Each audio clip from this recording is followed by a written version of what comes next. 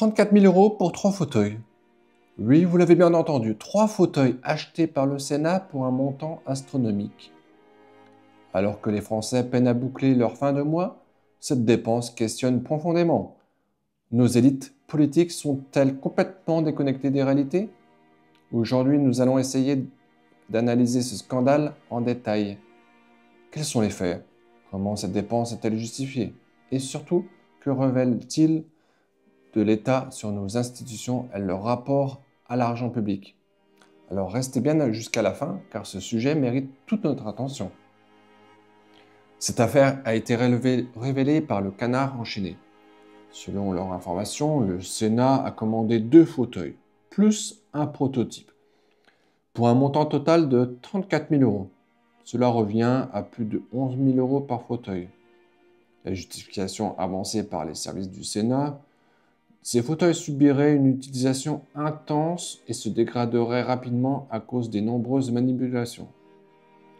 Face à l'indignation, Gérard Larcher, président du Sénat, réagit rapidement en déclarant, je cite, « C'est une erreur, je n'ai jamais été informé de cet achat ».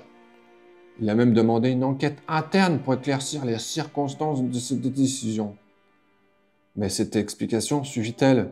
Ou s'agit-il d'un coup simple de communication pour calmer la tempête médiatique? Mettons cette dépense en perspective. La France traverse une période de restrictions budgétaires. Les citoyens sont appelés à faire des sacrifices, que ce soit à travers des hausses d'impôts, des réductions de services publics ou encore des restrictions dans les budgets locaux. Et pendant ce temps, 34 000 € sont dépensés pour des fauteuils.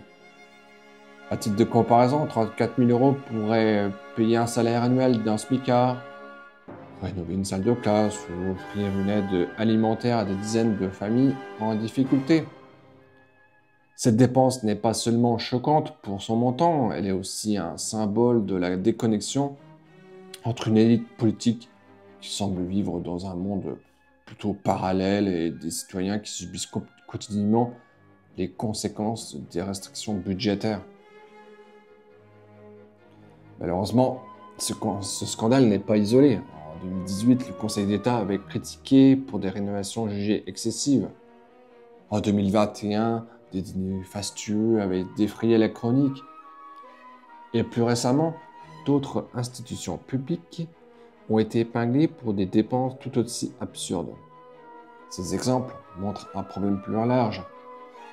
Une culture de l'opacité et un manquement de responsabilisation dans l'utilisation des fonds publics. Pourquoi ces scandales se répètent-ils? Tout simplement parce que les responsables ne sont rarement tenus de rendre des comptes. L'argent public est vu comme une ressource infinie, sans propriétaire réel. Cet argent sont nos impôts, les vôtres, les miens. Pour Gérard Larcher, la situation est compliquée. Bien qu'il affirme ne pas avoir été informé, il reste malgré tout le président du Sénat et donc responsable, au moins symboliquement. Sa crédibilité est en jeu.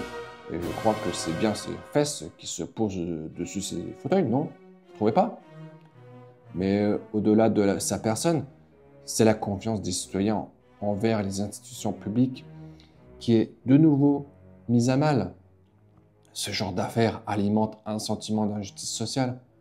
Pourquoi les citoyens devraient-ils se serrer la ceinture pendant que l'élite dépense sans compter et pense plus à ses fesses qu'aux intérêts de la populace?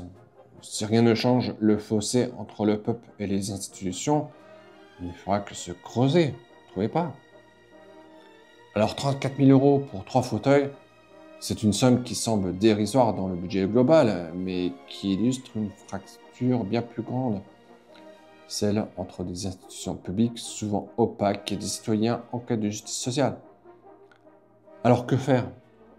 Il est temps d'exiger plus de transparence, plus de responsabilité et surtout une gestion exemplaire des deniers publics.